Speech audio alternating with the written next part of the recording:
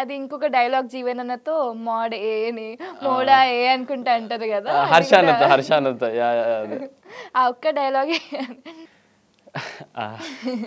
ఇందాక చిన్న కన్ఫ్యూజన్ మర్చిపోయాను సార్. మోడా సార్. ఏంట్రా?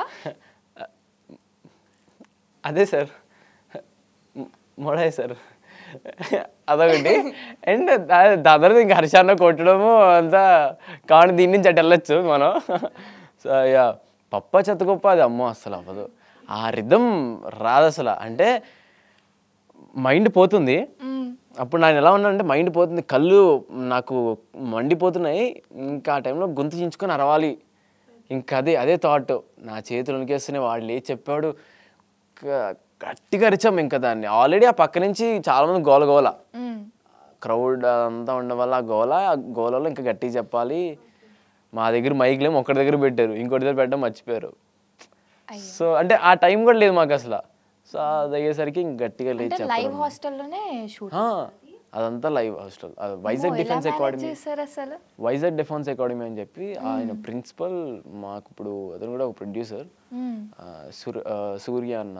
సో ఆయనే దానికి చైర్మన్ అలా. సో మేము అక్కడికి వెళ్ళి, అంటే మొత్తం అందరినీ కాకుండా ఒక ఇంటర్ సెకండ్ ఇయర్ లేకపోతే ఇంటర్ ఫస్ట్ ఇయర్ వాళ్ళని ఎవరినో తీసుకొని, కొంతమందిని తీసుకొని మేము వాళ్ళనే ఫస్ట్ నుంచి లాస్ట్ వరకు క్యారీ చేసి వాళ్ళతో మాట్లాడుతూ. బట్ వాళ్ళు చాలా, నిజం చెప్పాలంటే వాళ్ళంతలా ఉండకపోతే ఒకవేళ ఇంత తొందరగా చేసేవాళ్ళం కూడా కాదేమో ఒకవేళ. ఎందుకంటే వాళ్ళు చెప్పింది విన్నారు. వాళ్ళు తెలియదు అసలు ఏవి ఇలా సైలెంట్గా ఉండాలి, ఎందుకు ఉండాలి. ఇప్పుడు నార్మల్ ఇప్పుడు ఎవరైనా సైలెంట్గా ఉండాలంటే ఎందుకు ఉండాలి నేను సెట్లో, అదే ఉంటుంది. బట్ వాళ్ళు చాలా సపోర్ట్ చేశారు. దట్. కానీ ఆ స్టూడెంట్స్ని ఎలా మేనేజ్ చేశారు మీరు ఉన్న హాస్టలర్స్లో కానీ? అన్నయ్య వాళ్ళు, ఏడీస్ అన్న వాళ్ళు వాళ్ళే కంట్రోల్ చేసుకునే వాళ్ళు.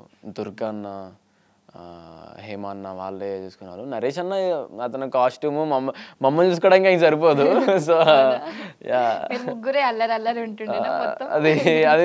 అది ఆఫ్ స్క్రీన్ అదే ఆయన్ని చాలా ఇబ్బంది పెట్టాను. నేనైతే చాలా ఇబ్బంది పెట్టా ఆ మనిషిని.